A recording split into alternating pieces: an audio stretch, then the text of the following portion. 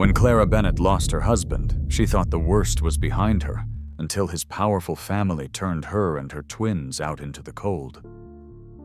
But one hidden letter and an old house in Willow Creek would reveal a legacy worth more than money. Stay to the end, hit like, and subscribe for more stories that restore your faith in people. The rain didn't fall that afternoon, it assaulted. Thick gray sheets swept across the manicured lawns of Westbridge, New Jersey, flattening the tulips drumming against the gleaming cars that lined Maple Drive. Clara Jennings stood on the curb with her 2 children, twin 10-year-olds Lily and Noah, as moving men carried cardboard boxes from the red brick house behind them. Rain coursed down her hair, clinging to her coat, but she barely noticed. Her eyes stayed fixed on the white porch, where Eleanor Jennings, her mother-in-law, stood beneath an umbrella as black and polished as her demeanor. "Please," Clara said, her voice trembling, half swallowed by the storm. "Just one more night. The storm's bad. The kids, the children." Eleanor interrupted, crisp and unyielding. "We'll adjust to reality better than you think. You've had 6 weeks, Clara. 6. The estate cannot sustain unnecessary sentiment." Her words were as sharp as the raindrops that stung Clara's cheeks. For 17 years, this had been home, where she'd planted rose bushes and marked the twins' height on the kitchen doorframe. Now the doorframe was being wrapped in bubble paper and loaded into someone else's truck. Noah clutched her hand tightly, his jaw set the way Mark's had been when he was angry. Lily, smaller and more fragile, pressed her face into Clara's side, crying quietly, her tears lost in the rain. Clara tried to summon calm, but her body felt hollow. Since Mark's funeral, grief had been a fog thick, confusing, endless. Losing him to a brain tumor was cruel enough. Losing the life they'd built together by the decree of the woman who'd never accepted her was a cruelty of another kind. "You can't do this," Clara whispered. "Mark Wood," Eleanor said, the name cutting through the storm like glass, "made no provision for you in the estate. You lived here under my son's generosity. That generosity has expired." The finality in her tone left no space for pleading. A flash of lightning illuminated Eleanor's face, composed, elegant, untouched by rain. Clara wanted to scream, to tell her she was tearing apart the last remnants of her son's family, but exhaustion smothered anger. Instead, she turned toward the moving truck, her reflection faintly visible in the wet metal. The woman staring back looked older than 45, eyes-rimmed red mouth set in disbelief. She had promised Mark in those last nights at the hospital that she would hold the family together, but she hadn't realized how quickly promises could crumble when money and bloodlines stood in the way. Mom Noah said softly, "Where are we going?" The question pierced her like a needle. She knelt, water pooling around her knees, and tried to smile. "Somewhere safe," she said, though she had no idea where that was. The taxi she'd called earlier honked from down the street. Its headlights cut through the rain like 2 bright accusations. The driver leaned out the window, shouting something she couldn't hear over the storm. Clara gathered the twins' backpacks, each one soaked and sagging, and walked toward the car. As she opened the door, Eleanor's voice called after her. Cool and detached, rain doesn't drown those who know where they belong. Clara froze, trembling. For a moment she almost turned back, not to plead, but to say what had burned in her chest for years, that belonging wasn't something you inherited. It was something you built day by day, through love and sacrifice. But she didn't. She shut the car door, and the sound was like the closing of a life. The drive through Westbridge felt endless, houses blurred by all glowing warm behind their windows. Lily pressed her face to the glass, watching raindrops race each other down the pane. "Will Grandma visit us?" she asked. Clara hesitated. "Maybe one day." "She doesn't like you," Noah said bluntly, still staring out his own window. "She didn't like Dad marrying you." His tone was too old for a child, too knowing. Clara swallowed hard. "Your father loved us," she said softly. "That's what matters." But inside, a different truth took root. Love hadn't been enough to protect them. Not from illness, not from pride, not from the machinery of wealth that decided who deserved comfort and who didn't. The taxi smelled faintly of cigarettes and wet leather. The driver kept glancing at her in the mirror, as if unsure whether she might cry or collapse. Clara kept her gaze fixed ahead on the blurred halo of streetlights. She couldn't fall apart. Not yet. When they reached the edge of town, the driver cleared his throat. "Where to Mammy?" asked. Clara realized she had no answer. For the first time since Mark's death, she felt truly directionless. She reached into her coat pocket, searching for her phone, and her fingers brushed against something smooth, an old envelope, its paper worn soft at the edges. She didn't remember putting it there. Through the dim light, she saw Mark's handwriting, for Clara. "When you must start over." Her breath caught. She hesitated, almost afraid to open it in front of the children. Instead, she slipped it back into her pocket, her heart pounding. The storm outside had begun to ease, though thunder still grumbled in the distance. The rain no longer fell in sheets, but in patient drips, like the world itself catching its breath. She whispered a silent promise to Mark, to herself, to the two frightened faces beside her, that she would find a way. The taxi turned toward the highway. Behind them, the Jennings mansion grew smaller in the rearview mirror until it was nothing but a shadow through the fog. Clara leaned her head against the window. The glass was cold grounding. She whispered into the blur of rain and light, "Goodbye, Mark. I hope you'd be proud of me." Lily stirred beside her, sleepy and trusting, and rested her head on her mother's lap. Noah leaned against the opposite door, pretending not to cry. Outside, the storm thinned into mist, but inside that cab, a different kind of storm had just begun, one of fear, determination, and the fragile, flickering hope that maybe somewhere ahead lay the beginning of something new. The taxi's wipers screeched across the windshield, barely keeping up with the downpour. The driver muttered something about flooded streets, but Clara wasn't listening. She sat between her twins, their small bodies pressed close for warmth, her fingers clutching the damp envelope she still hadn't opened. Her mind drifted between disbelief and exhaustion. She kept seeing Eleanor's face, composed, immaculate, unmoved. The image stung worse than the cold. Just as the taxi pulled away from the curb, headlights flared in the side mirror. A silver sedan swerved to a halt beside them, splashing water over the pavement. The door flew open, and a woman stepped out, her coat flapping wildly in the wind. At first, Clara didn't recognize her. The years had carved fine lines around her eyes, silver streaked through her dark hair. Then came the voice, calm but urgent. Clara Jennings. The name cut through the noise like a lifeline. Clara blinked through the rain. "Dr. Chen," she breathed. What are you doing here?" "Get out of the car," Margaret Chen said firmly. "Now?" The driver scowled, but shifted the gear into park. Clara hesitated, then motioned for the twins to stay inside. She stepped into the rain, her shoes sinking into a puddle. The air smelled of wet asphalt and magnolia blossoms from the gardens lining the street. Dr. Chen opened the trunk of her sedan and began rummaging through it with brisk efficiency. "Mark came to see me 2 months before." She paused, lowering her gaze.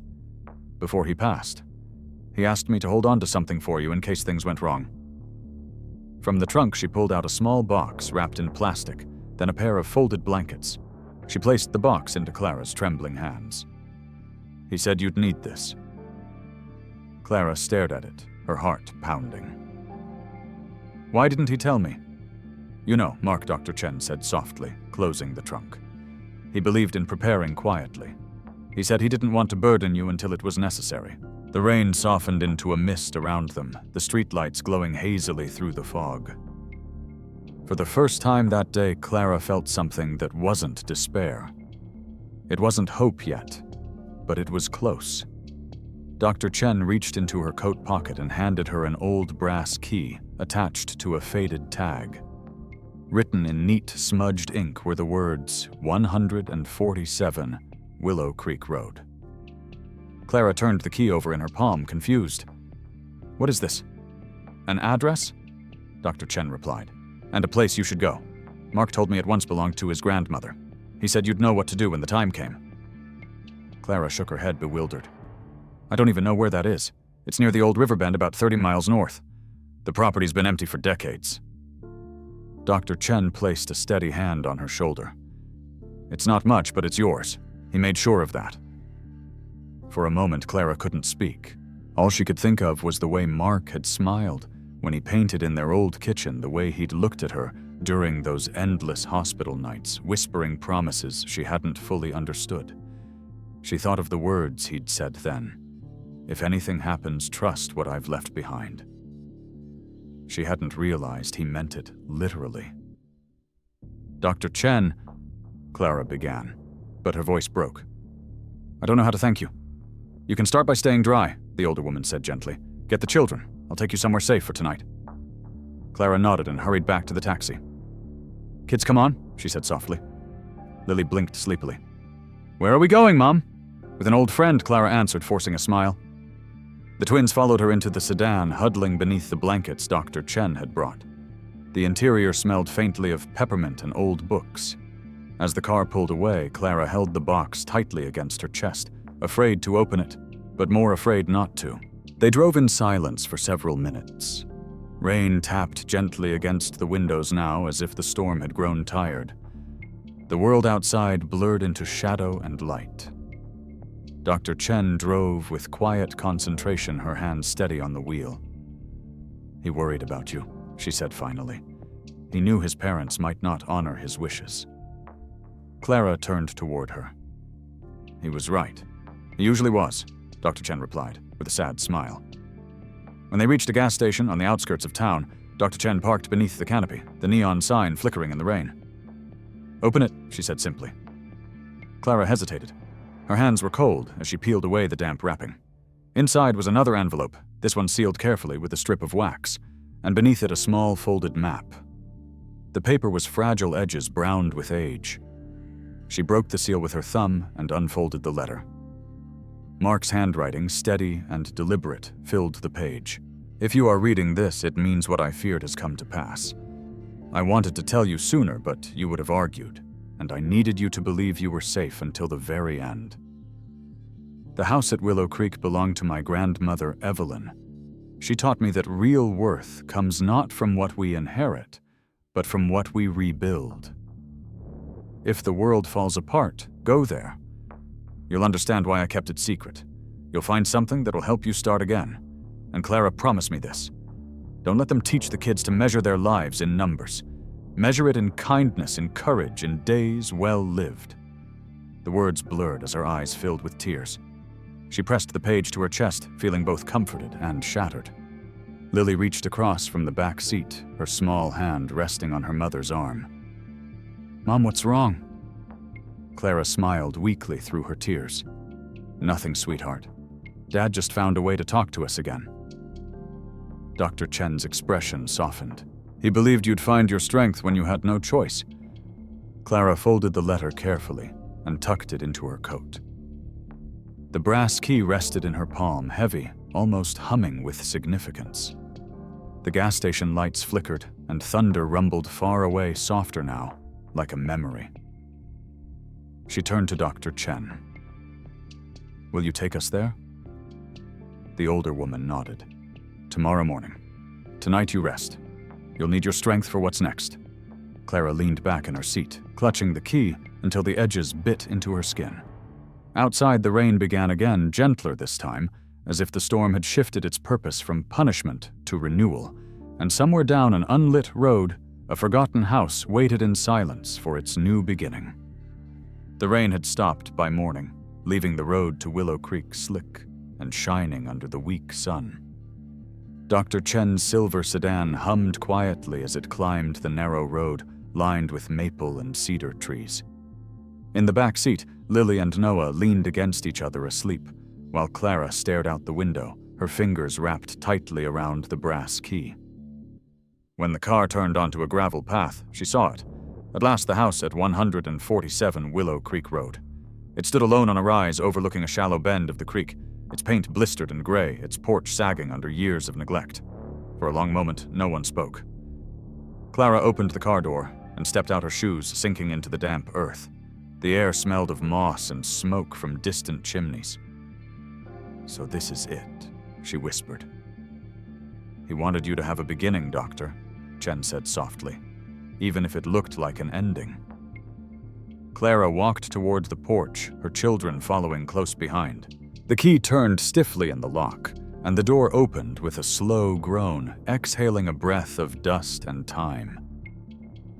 Inside the house felt like a memory wall stained with age, windows filmed over with grime floors that whispered under every step. The faint scent of cedar lingered beneath the decay.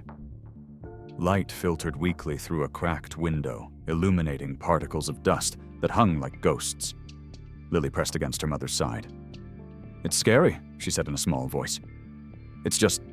Old Clara replied, though her voice shook. She tried to smile. "And old things can be fixed." They walked through the room's 2 small bedrooms upstairs, a kitchen barely larger than a closet, a living room where an old fireplace crouched beneath a mantel still blackened with soot. Noah brushed a hand across the wall. "It's like someone forgot this place," he said. Clara knelt beside him, placing her hand over his. "Then we'll help it remember." Doctor. Chen stood by the doorway, her breath visible in the cool air. "It's not perfect, but the structure's solid," she said. "You could make this a home." Clara turned slowly, taking in the cracked plaster, the creaking beams, the faint echo of her own footsteps. "Not perfect," she murmured, "but ours." She smiled, then a tired, trembling smile, but the first genuine one in weeks. They spent the next few hours sweeping, airing out rooms, chasing out spiders that scuttled away into shadows. Lily found a small porcelain cup beneath a loose floorboard, its rim chipped but delicate, and set it on the kitchen counter, like a treasure. The afternoon sun broke through the clouds, spreading light through the dusty air. For the first time, Clara felt warmth seep back into her chest.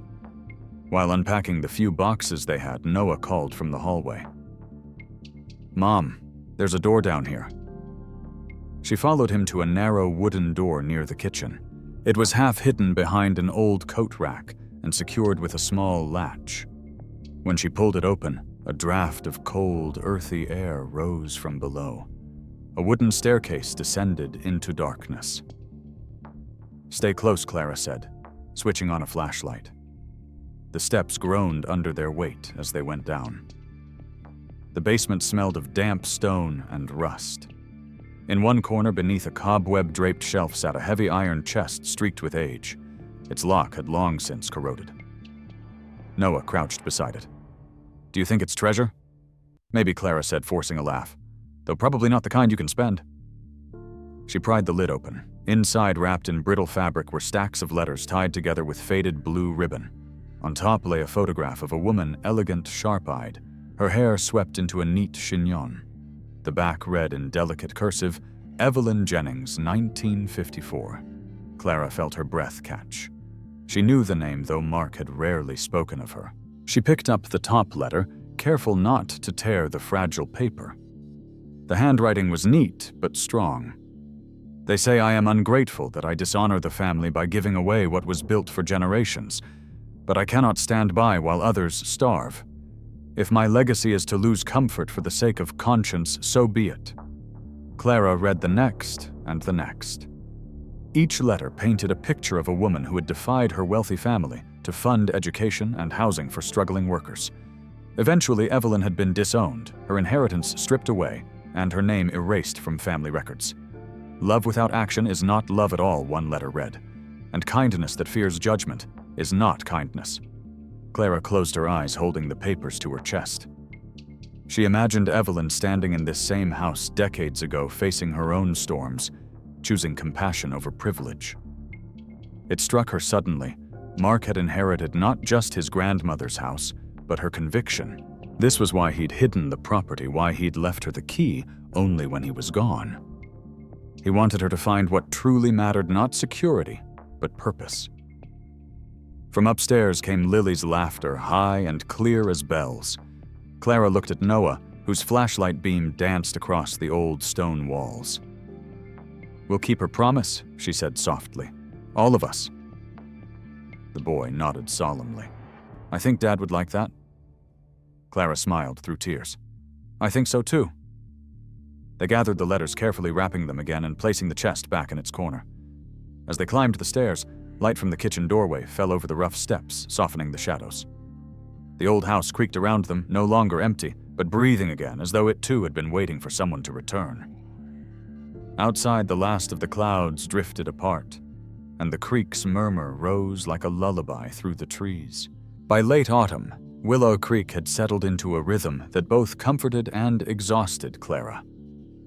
The mornings began before sunrise, when the creek was still hidden beneath fog, and the chill of the wooden floorboards seeped through her thin socks. She brewed cheap coffee on a camp stove, dressed quietly so as not to wake the twins, and walked the half-mile to the bus stop that took her into town. At Jefferson Middle School, she taught history to restless 8th graders, their chatter and pencil tapping a kind of relentless music that filled the day. She smiled through lessons about revolutions and resilience, even as her mind drifted to bills stacked in a chipped bowl on the kitchen counter. When the final bell rang, she stayed to grade essays until dusk before catching another bus to the small cafe on Pine Street, where she worked the evening shift wiping tables and refilling cups. The air there always smelled of espresso and cinnamon, and though her feet ached by the end of every night, she forced herself to be grateful. The work was honest, and it paid enough to keep the lights on. By the time she returned home, Willow Creek was dark, and still the only sound the whisper of the water moving beyond the trees. Lily and Noah waited at the kitchen table, books open, trying to stay awake until she came in. She would kiss their foreheads, send them to bed, then sit at the same table to finish grading papers for extra income. Most nights she lasted barely an hour before her eyelids grew too heavy. One night, long after midnight, Lily crept downstairs for water and found her mother asleep at the table. The lamp cast a soft circle of light over the papers, the red pen still poised in Clara's hand. Her face looked pale, but peaceful lips parted in the faintest breath of exhaustion. Lily hesitated, then gently removed the pen from her fingers and placed a folded blanket over her shoulders. She looked at the paper's rows of essays marked with careful notes in her mother's handwriting and felt something twist inside her chest, something between love and determination. Taking a scrap of notebook paper, she wrote in small, deliberate letters, "I will study hard so you won't have to worry anymore." She folded the note and slipped it under the lamp before tiptoeing upstairs. The next morning, Clara found it while packing her bag. For a moment, she couldn't breathe. She pressed the note to her lips and closed her eyes. Tears came quietly, uninvited, but not unwelcome. That same morning, as she stepped outside to leave for work, she saw a man standing at the end of the driveway. He was tall, broad-shouldered, wearing a faded flannel shirt and holding a battered toolbox. The morning light caught the lines on his weathered face. "Mrs. Jennings?" he asked. His voice carried a warmth that disarmed her. "I'm Gabriel Morales. I live 2 houses down. You probably don't remember me." Clara shook her head politely. "I'm sorry, it's been a long few months." He nodded as if he understood more than she said. "Your porch steps are loose. Dangerous for kids. I can fix them." "That's kind of you, but I can't afford to pay right now," she said quickly. "It's fine," he replied, already climbing the steps to inspect the boards. "I'm not here for money." Clara frowned. "Then why?" He interrupted gently. "Because I owe you." She blinked. "I don't think that's possible. We've never met." He smiled faintly, a smile touched with something like gratitude and sadness. "You met my daughter Sophia 5 years ago. You were her counselor at Lincoln High." The name stirred a vague memory. Dark hair, downcast eyes. A girl who had once come to her office trembling after class. She was struggling. Gabriel continued. "She didn't tell me until later that you helped her. Said you were the first person who made her believe she mattered." Clara felt the breath leave her chest. "How is she?" "In college now," he said proudly. "Studying psychology. She wants to help people like you helped her." For a long moment, they stood in silence. The breeze stirred the trees, carrying the faint scent of pine and river water. "I never thought I'd get the chance to thank you," Gabriel said softly. "So please let me do this. It's not payment, it's gratitude." Clara swallowed the lump in her throat and nodded. "All right," she said quietly, "but at least let me make you coffee." "Deal," he said, his smile deepening. Over the next few weeks, Gabriel came by often. He repaired the porch, sealed the roof, replaced broken windows, and refused every offer of payment. Sometimes his teenage son Mateo came to help, and Noah followed them around, eager to learn how to use a hammer or measure a plank. The house, once silent and sagging, began to sound alive again, filled with the rhythm of saws, the laughter of children, the hum of effort shared freely. One evening, as the sun dipped low behind the trees, Clara brought out a pot of coffee and 2 mugs. Gabriel sat on the steps, wiping his hands on a rag. "You've made this place shine again," she said. "You've done more than I could ever ask." He looked at the house thoughtfully. "A home just needs people willing to care for it," he said. "Same as a life." She studied him for a moment, the quiet steadiness in his face. "You believe that I've lived it," he replied simply. "After my wife passed, I thought everything good was gone. But when you help someone else stand somehow, you start to stand again too." Clara looked down at her mug, the rising steam blurring her reflection.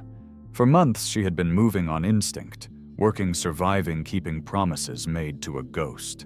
But in that moment she realized she wasn't just enduring anymore. She was rebuilding not only the house, but the shape of her life. Behind her she heard the twins laughing inside their voices, mingling with the creak of the old floorboards.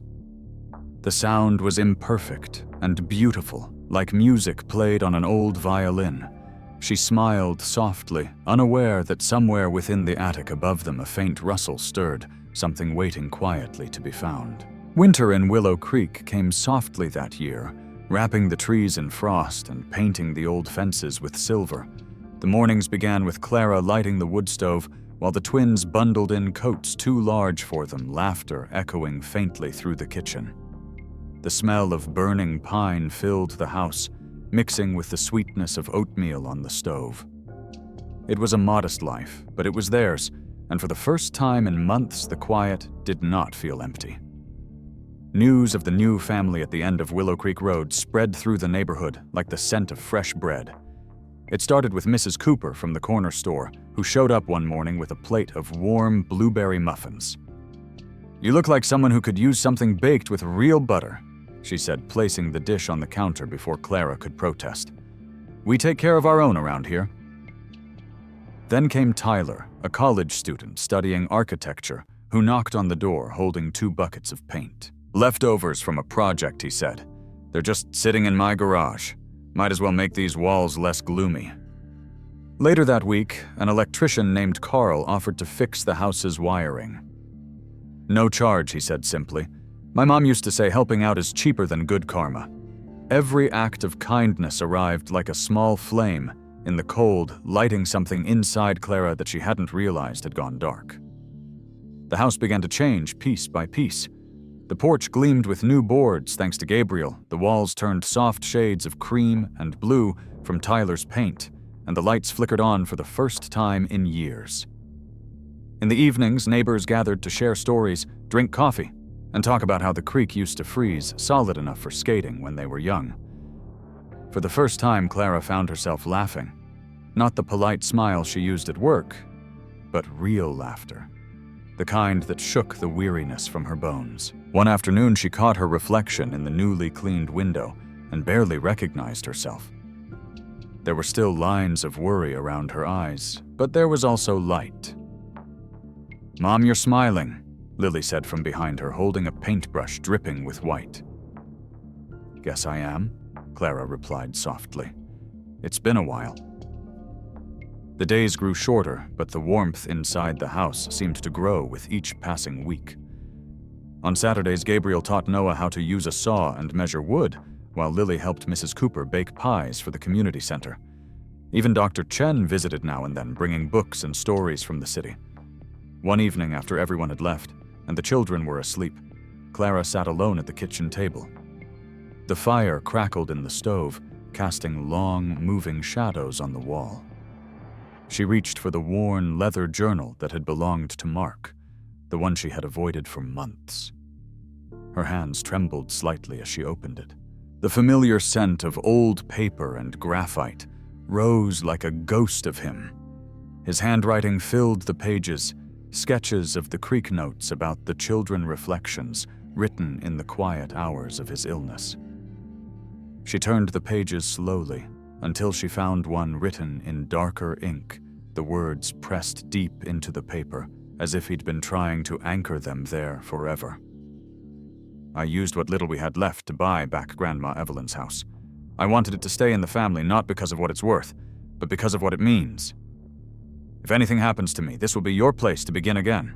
The walls may crack, the roof may leak, but it will hold you. And maybe one day the kids will grow here and learn that real worth isn't in what we own, but in what we build together. Clara traced the lines with her finger, tears welling in her eyes. She could almost hear his voice, the soft steadiness that had carried her through every storm. You'll be scared at first, the entry continued. You'll think you've lost everything, but one day you'll see that what's left is enough. You'll rebuild, and it will be better than before because it will be honest. Promise me you'll believe that. She closed the journal and pressed it to her chest. The sound of the creek outside seemed to rise in answer, steady and comforting. She whispered into the empty room. I'm trying, Mark. I really am. She looked around at the house, the freshly painted walls, the table covered in crayons and schoolbooks, the faint smell of cinnamon still lingering from Mrs. Cooper's muffins, and realized he had been right. They hadn't just rebuilt a house. They had rebuilt something far more fragile hope. Later that night, when she tucked Lily into bed, her daughter asked Mom, "Do you think Dad can see us?" Clara hesitated, then smiled. "I think he's been with us the whole time." Lily's eyes closed slowly, her breathing deep and even. Clara sat there for a moment longer, watching her sleep. The wind brushed gently against the window panes, whispering through the trees outside. Somewhere in the shadows of the living room, the journal still lay open, a faint draft stirring its pages as if someone had turned them from afar. The first hints of spring came early that year, softening the air around Willow Creek, with the scent of thawing earth and wet cedar. Clara had just returned from school, her hands ink-stained from grading essays, when a sleek black car pulled up the gravel driveway. It looked painfully out of place against the humble house, its chrome shining under the pale sun. She froze on the porch, a chill rippling down her spine as the door opened.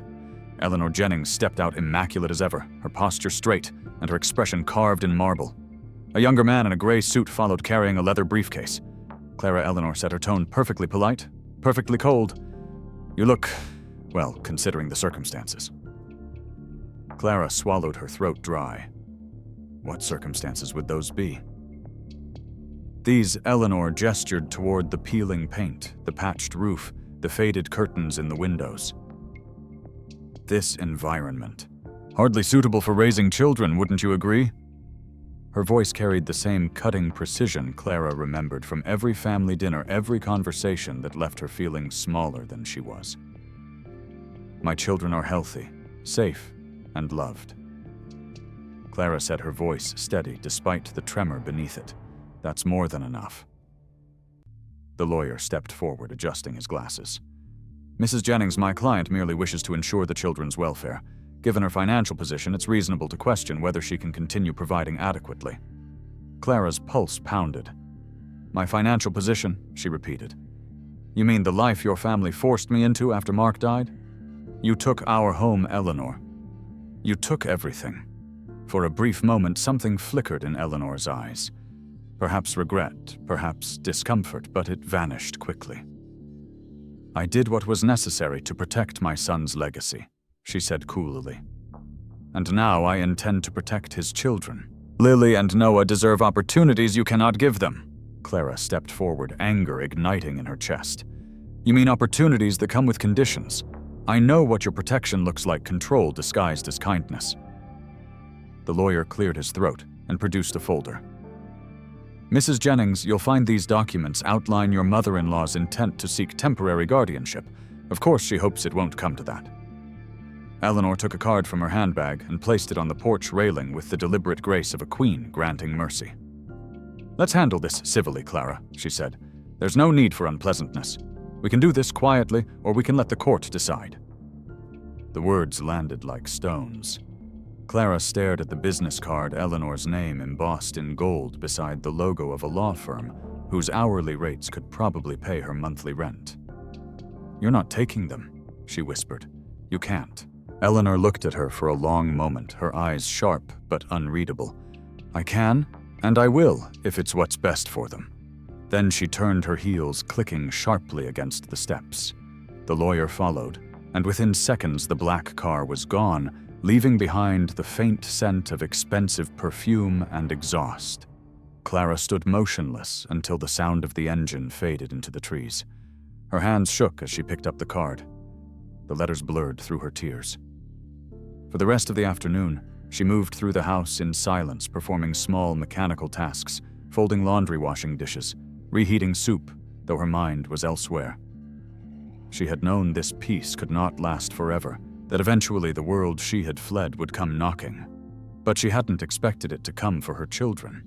That night after dinner, she sat at the kitchen table staring at the folded papers Eleanor had left behind. The word swam before her eyes: temporary guardianship welfare, assessment court petition. Her chest felt tight, her breathing shallow. The twins sat nearby, pretending to do homework, but watching her closely. Mom Noah asked quietly, "What did Grandma want?" Clara forced a smile, brittle as glass. "Just to talk," she said. "But we might have to be brave for a while." Lily looked up from her notebook, sensing the truth her mother didn't say. "She wants to take us, doesn't she?" The words cracked through the air like lightning. Clara's composure broke. The tears she had swallowed for months spilled over. She covered her face with her hands, unable to hold it in any longer. "I'm sorry," she whispered. "I'm so sorry. I thought we were safe." Chairs scraped softly as Lily crossed the room and wrapped her arms around her mother's shoulders. "Don't say sorry," she murmured. "You've done everything. You're the best mom in the world." Clara shook her head, her voice trembling. "She has money, lawyers, everything. I don't know how to fight her." "Then we'll fight together," Lily said fiercely. "If she wants to break us apart, we'll show her what a real family looks like." Noah joined them, resting his head against Clara's arm. "Dad wouldn't want us to give up," he said. The sound of his voice, steady quiet, so much like Mark's, pulled her back from the edge. She took a deep breath and pulled them both close. Outside, the wind had picked up, rattling the windows. The old house groaned softly, its wooden bones creaking in the dark, but it stood firm, just as it always had. She thought of Evelyn's letters, of Mark's journal, of all the hands that had shaped this home, out of love and defiance. She pressed a kiss to each of her children's foreheads and whispered, "Then we'll show her." In the silence that followed, the clock ticked steadily on the wall, marking time like a heartbeat, like a countdown to a storm she could no longer avoid. The winter sunlight was pale and cold, slipping through the windows of the classroom, where Clara sat grading essays long after the final bell had rung. Outside, the snow on the ground glowed faintly under the fading light, and for the first time in weeks, she felt almost calm. That peace was broken by the sound of her phone buzzing across the desk. The number was unfamiliar, the area code from another state. She hesitated before answering. "Mrs. Jennings," a composed female voice asked. "My name is Rachel Morgan. I'm an attorney representing the Evelyn Reynolds Foundation."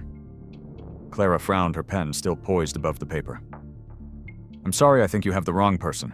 I don't know anyone named Evelyn Reynolds." There was a short silence. Then the woman replied, gently, "Evelyn Reynolds was your husband's grandmother, and according to our records, you are the sole legal successor to her estate." Clara blinked, certain she'd misheard. "That's impossible," she said finally. "My husband's family never mentioned any foundation. Mr. Mark Jennings re-established it privately before his passing," Rachel explained. "He left instructions that I contact you 1 year after his death if certain conditions were met." The words landed heavily, strange, and almost unreal. "What kind of conditions?" Clara asked, her voice barely above a whisper. "It's best discussed in person," Rachel said. "Would you be able to come to my office this week? I think you'll want to hear this face to face." On Saturday, Clara drove into the city for the first time in months. The snow had turned to slush along the curbs, and her hands trembled slightly on the steering wheel. The address Rachel had given her led to a modest brick building downtown.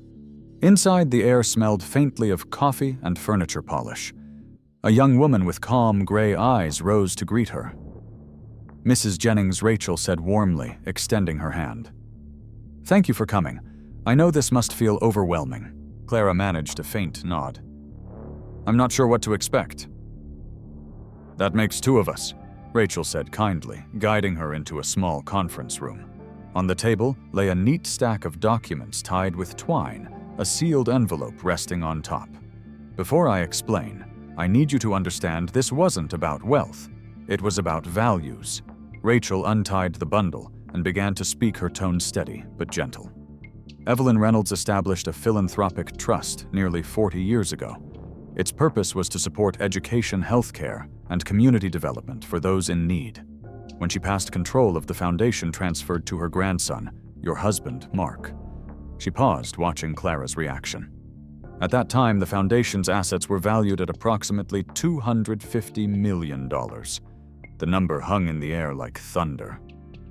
Clara felt her pulse quicken. $250 million, she repeated. "That can't be right. We struggled to pay bills. We lived off my teaching salary." "Yes," Rachel said softly. "Mark never used the money for personal gain. In fact, he created a set of conditions ensuring that none of it could be accessed for private use. He believed the foundation should serve only one purpose: to uphold the principles his grandmother built it upon." Clara's mind spun. "Then why am I here?" Rachel opened the sealed envelope and handed her a letter, its edges yellowed slightly with age. "Because Mrs. Jennings," she said quietly, "you met every one of his conditions. And as of last week, the foundation belongs to you." Clara's fingers shook as she unfolded the letter. The handwriting was unmistakable marks. "My dearest Clara," it began, "if you are reading this, it means you've lived a year beyond my shadow, and I knew you would. You are the heart of what this foundation stands for. Evelyn believed that wealth should be used to lift others, not to secure comfort for ourselves. I believed the same. That's why I couldn't let this inheritance become another cage of privilege." She paused, her eyes blurring as she read on. "You'll receive control only if you've proven through life, not words, that you can live by the values we shared. Honesty, compassion, independence. I wanted to be sure you'd never need money to remember who you are. Now you've shown it. You've built a home from nothing. You've given our children strength. You've become the proof that love and integrity can survive even without fortune." Tears slipped silently down Clara's face as she folded the letter. "He knew this would happen," she murmured. Rachel nodded. "He prepared for it carefully. The foundation's board has followed his wishes. You'll act as the director guiding its mission. You'll have a professional team, but the decisions, the heart, will be yours." Clara exhaled slowly, still dazed. "All this time we could have been living comfortably and he kept it hidden." "He trusted you to find comfort in purpose," Rachel replied. "He wanted to give you freedom, not dependency." Clara rose and walked to the window, looking out at the city below. Snowflakes had begun to fall again, soft and silent against the glass. She thought of all the nights she'd spent awake, counting the last few dollars in her wallet, whispering promises to her children that things would be all right. She thought of every kindness that had carried her through: the neighbors, Gabriel, Margaret, even Eleanor's eventual apology. They had given her something no fortune ever could prove: that humanity itself was the greatest wealth. When she turned back, Rachel was smiling. "He was right about you," the lawyer said. "Most people would have broken under what you went through. But you turned hardship into purpose. That's why the foundation is yours." Clara pressed the letter to her chest, the weight of it both unbearable and light. For the first time in a long time, she didn't feel powerless, she felt chosen. As she drove home through the snow, her children's laughter echoing in her mind, Clara realized Mark's gift wasn't money, it was faith.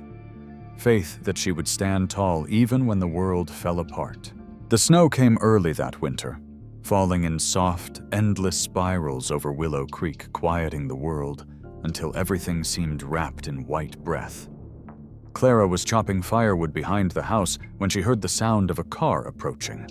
It wasn't the rattling engine of Gabriel's pickup or the rumble of the delivery truck that brought supplies from town. This was different, low-refined, deliberate. She wiped her gloves on her coat and turned just as a silver sedan rolled to a stop at the end of the driveway. The door opened, and Eleanor Jennings stepped out. She wore no fur coat this time, no pearls, no entourage. Only a long gray wool coat and gloves that looked too thin for the cold. The wind tugged at her hair as she stood there smaller than Clara remembered, her sharpness dulled by something that looked almost like fear. For a long moment, neither of them spoke. Only the faint rush of the creek and the slow whisper of falling snow filled the silence. "You found us," Clara said, finally her breath misting in the air. "I always knew where you were." Eleanor answered her voice softer than Clara had ever heard it. "I just didn't know how to come." Clara lowered the axe, unsure what to expect. "You came before, with lawyers." A shadow passed across Eleanor's face. "Yes, that was before I understood." Her gloved hands twisted together. "I know about the foundation," she said quietly. "The papers arrived at the firm this morning. They said Mark left everything in your care." She took a slow breath. "I couldn't make sense of it at first. I thought he'd lost his mind, but then I realized he didn't trust me, he trusted you."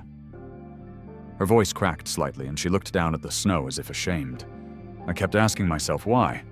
Why his wife, whom I treated like an intruder, was the one he believed in. And now standing here, I think I understand." Clara studied her face. Beneath the careful restraint, she saw a woman unraveling pride, peeling away to reveal raw sorrow. "Eleanor," she said carefully, "you don't have to explain. Yes, I do." The older woman lifted her gaze, eyes glistening. "I lost my son because I didn't know how to love without controlling. I thought love meant protection, that protection meant power. I was wrong. He tried to show me another way, but I was too proud to listen." She hesitated, her breath trembling in the cold. "When I saw you and the children at the funeral, I told myself you'd never be enough for him. But now I see I was never enough for either of you." The admission hung in the air, fragile and shattering at once. Clara felt the anger she'd carried for so long stir faintly, but instead of flame, it came as warmth, slow and heavy like thawing ice. She nodded towards the porch. "Come inside," she said quietly. "It's too cold to talk out here." Eleanor followed her into the house, pausing just inside the doorway. The heat from the wood stove filled the room, carrying the faint scent of pine and cinnamon. The walls were painted in soft cream, the furniture mismatched but loved. On the mantel above the fireplace, a framed photograph of Mark smiled down at them, his eyes bright, his head tilted slightly as if he were mid-laugh. Eleanor's gaze locked onto it. Her gloved hand rose halfway before dropping again. "He used to laugh like that when he was a boy," she whispered. "It's been so long since I remembered that sound." Clara poured 2 mugs of tea and handed one to her. They sat across from each other by the fire, the warmth crackling between them. For a while, neither spoke. The silence was not heavy this time, but tentative, like the first fragile bridge built across years of distance. Finally, Eleanor set her cup down. "When the lawyers called, she said I thought about contesting it. The foundation, the trust, everything. Old habits die hard. But then I read his letter. He said you had lived the kind of life he hoped I might one day understand. And he was right. You did." Her voice broke again. "I was blind, Clara. I spent my life building walls, confusing control with care. I thought love meant shaping people into what I wanted. But you just let them be." She turned toward the photograph again, her shoulders trembling. "I'm sorry. For all of it." Clara's throat tightened. She had imagined this moment so many times, but never like this. Never with the old woman stripped of pride, her voice thin and human. "You don't owe me that," she said softly. "Maybe not," Eleanor replied, "but I owe it to him and to them." She nodded towards the hallway where faint laughter drifted from the twins' room. "They sound happy here." "They are," Clara said. "They've learned what home means." And now Eleanor said quietly, "So have I." The fire popped gently, sending sparks upward. Outside, snowflakes drifted past the window, glowing gold in the firelight. Clara studied Eleanor's face, the fine lines etched by years of restraint, the trembling of her hands as she reached for her tea again. Something inside Clara, long burdened by resentment, began to soften. "Would you like to stay for dinner?" she asked. Eleanor blinked, startled. "I don't want to intrude." "You're not intruding," Clara said. "You're family." For a moment, Eleanor didn't move. Then she nodded, her lips quivering as she whispered, "Thank you." They sat together for hours as the fire burned low. Sometimes they talked about Mark's childhood, about the gardens he used to paint, about the way he loved winter because it made people gather close. More often, they simply sat in silence, the kind that needed no words. When the clock struck 8, Eleanor rose to leave. She paused by the fireplace once more, tracing the edge of Mark's photo with trembling fingers. "I wish I'd told him how proud I was," she said. Her eyes shimmered with tears. "I wish I'd said I was sorry before it was too late." Clara placed a hand on her arm. "Maybe he knows now." Eleanor looked at her for a long moment, then smiled faintly. "I hope so," she whispered. And for the first time since Clara had known her, the formidable Eleanor Jennings began to cry, not with anger or regret, but with release. By the time spring returned to Willow Creek, the snow had melted into the river, carrying away what remained of the long, bitter winter. The trees that once stood bare now shimmered with new leaves, and sunlight spilled through the windows of the old Jennings house, catching dust motes that looked almost like gold. It was during one of those bright mornings that Clara sat at the kitchen table with Eleanor sketching plans on sheets of lined paper. The scent of coffee filled the air, and beside them Dr. Margaret Chen flipped through a notebook, her reading glasses perched low on her nose. "If we convert the barn at the edge of the property," Clara said thoughtfully, tracing a line on the page, "we could turn it into a classroom. Big windows for light tables for art or woodwork. Maybe a small library, too, and an outdoor garden." Eleanor added softly, "For the children." Evelyn always said that planting something teaches patience. The older woman's voice trembled slightly, but her eyes were alive in a way Clara hadn't seen before. "Yes," Clara said, smiling. "We'll call it the Willow Creek Foundation, a place where kids can learn to build not just things but themselves." Margaret nodded approvingly. "It's ambitious," she said, "but it's what this town needs." Within weeks, the quiet rhythm of Willow Creek changed again. The abandoned barn at the edge of the property filled with sound hammers, striking nails, laughter, echoing wood sawdust catching sunlight like snow. Gabriel Morales managed the construction with his steady hands and gentle authority, teaching local teens how to measure, cut, and build. "Every plank has a purpose," he told them. "So do you." His son Mateo painted the walls a warm shade of blue, while Noah helped lay tiles, his face streaked with sweat and pride. Lily spent her afternoons helping Mrs. Cooper sort donated books, labeling them carefully with neat handwriting. Eleanor came every morning, her cane tapping lightly against the wooden floor as she inspected the progress. She no longer gave orders, she asked questions, listened, and sometimes when she thought no one was looking, smiled. When the work was nearly done, Clara and Eleanor met with Rachel Morgan to finalize the foundation's legal documents. The lawyer smiled as she watched them sign. "It's rare to see something built from both sides of a family," she said. "It's rarer still to see forgiveness turned into purpose." In the official charter of the Willow Creek Foundation, 6 names appeared in careful script: Clara Jennings, Eleanor Jennings, Gabriel Morales, Margaret Chen, Lily Jennings, and Noah Jennings. Lily and Noah's signatures were small, but proud, pressed with the certainty that this was something that would last. By late summer, the foundation was ready. The barn had transformed into a bright community center with open rooms, sturdy tables, and colorful murals painted by local children. Outside, a vegetable garden thrived under the care of volunteers, while a small stage stood ready for music, plays, and celebrations. The morning of the opening ceremony dawned warm and clear. The whole town gathered: teachers, carpenters, shopkeepers, children with paint-stained hands. Strings of white lights hung between the trees, and the air smelled of fresh bread and lilacs. Clara stood at the front, wearing a simple blue dress and holding a folded sheet of paper. Eleanor sat in the front row beside Dr. Chen and Gabriel, her gloved hands clasped tightly in her lap. When Clara stepped forward to the podium, the crowd fell silent. Her voice trembled at first, but grew steadier as she spoke. A year ago, she began, I stood in this town with nothing but fear and the memory of what I'd lost. I thought my story had ended. But what I've learned since is that sometimes life takes everything away, not to punish us, but to give us the space to begin again. She glanced toward Eleanor, who met her gaze with tear-filled eyes. This foundation began with two people who didn't understand each other. We came from different worlds. We carried pride, grief, and mistakes. But our children and the people around us taught us something simple. She paused, looking toward the rows of children sitting cross-legged on the grass, including Lily and Noah, their faces glowing with anticipation. We are not rich because of what we own. We are rich because of who we have.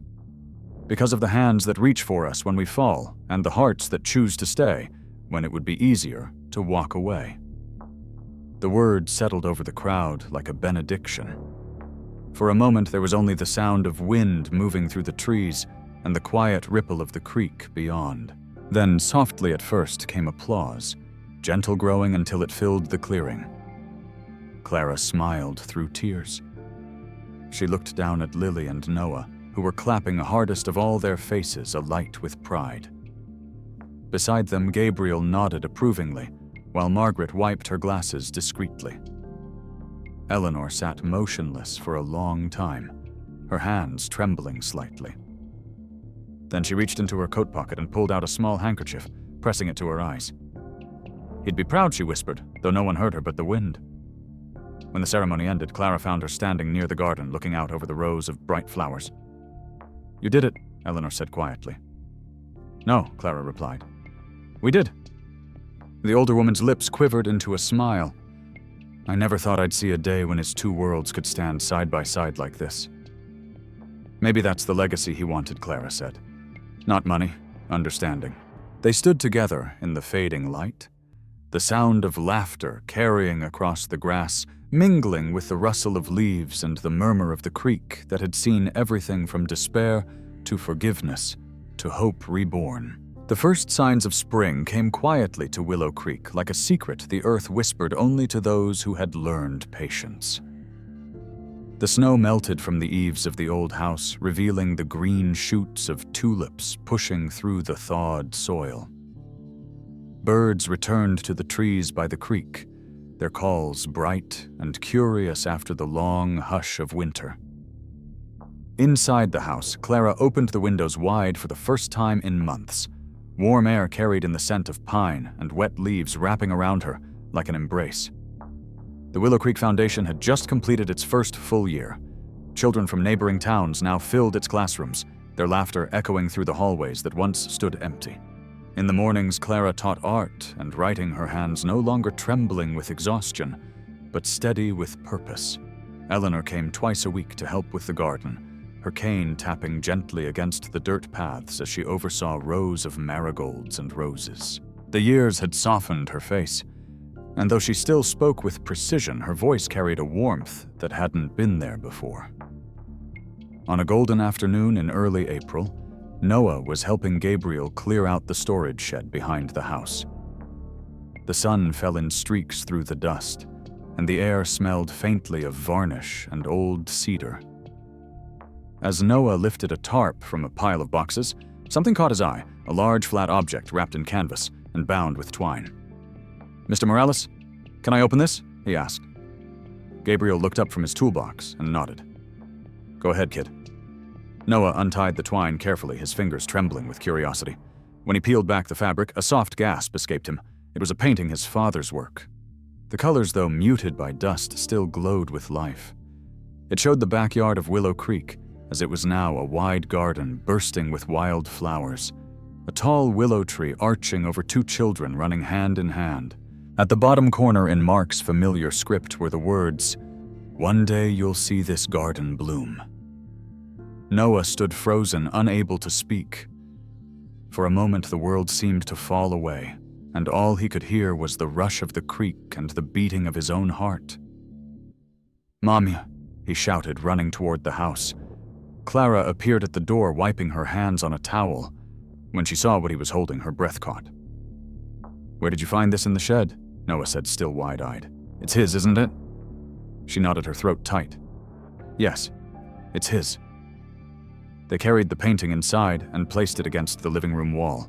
The afternoon sun struck the canvas, illuminating the brushstrokes, the sweep of blue sky, the curve of the children's faces, the gentle bend of the willow branches. Clara traced the words at the bottom with her fingertips. "He must have painted it before he got sick," she whispered. He knew what this place would become. Eleanor, who had been arranging flowers in a vase, turned toward them. When she saw the painting, she covered her mouth with her hand. "That garden," she said softly. "It looks just like the one outside now." Clara looked through the window. The garden was still waking buds, just beginning to open, but she could already see the outline of the picture. The same willow tree, the same winding path, the same promise of life. "He painted our future," she murmured. "He believed it would come true." Over the next few weeks, they hung the painting above the fireplace where it became the heart of the house. Every visitor stopped to admire it. Children pointed out the tiny details, the dapple of sunlight on the grass, the laughter hidden in the colors. And every time Clara passed it, she felt Mark's presence not as a ghost, but as a quiet certainty that love, when sown deeply enough, never really dies. Then, as if the earth itself had been waiting, the garden began to bloom. By mid-May, every corner of Willow Creek exploded with color. Roses climbed the fence posts, tulips lined the path, and the willow tree draped its green curtain over the grass. Bees buzzed lazily in the warm air, and the creek shimmered under the afternoon sun. The foundation hosted its spring festival that week. Families filled the grounds, children chased each other through the flowers, and music drifted through the open doors. Clara stood on the porch, watching at all the laughter, the colors, the sunlight dancing on the water. Eleanor sat nearby, wrapped in a shawl, smiling as Lily and Noah ran past. Gabriel was tending the grill. Margaret read stories to a group of children under the willow, and for once everything felt whole. When the sun began to set, Clara sank into the rocking chair on the porch. The light fell through the willow branches, scattering gold across her lap. She could hear the creek murmuring and the faint hum of conversation from the garden. Lily's laughter rose above the rest, bright and clear, followed by Noah's voice calling after her. Clara closed her eyes, and tears slid silently down her cheeks. They were not tears of sorrow, but of release, of gratitude for everything that had led them here, the loss, the struggle, the forgiveness, the rebuilding. She looked toward the painting inside the house, its reflection faintly visible in the window. The garden outside mirrored it perfectly now, down to the sunlight caught between the branches. "You were right, Mark," she whispered, her voice barely more than breath. "We didn't need a mansion. We just needed a home where love was never turned away." The wind stirred the willow leaves, brushing against the porch like a sigh. Clara smiled through her tears. The world was still imperfect, still unpredictable, but in that moment, under the soft hum of evening, she felt something complete. A peace that no wealth could buy, and no grief could steal. The garden glowed under the fading sun, alive with the promise that had carried them through every storm. If you've followed Clara's journey through every storm and every sunrise, tell me which moment touched you most deeply. Was it the night she stood in the rain with nothing but her children beside her, or the day the garden finally bloomed just as Mark had painted? I'd love to know where you're watching from. Share your city or country in the comments and tell me what part of her story stayed with you the longest. And if you want to see more stories like this, real human and full of heart, make sure to like, subscribe, and stay with us for the next tale that reminds us what love, loss, and hope truly mean.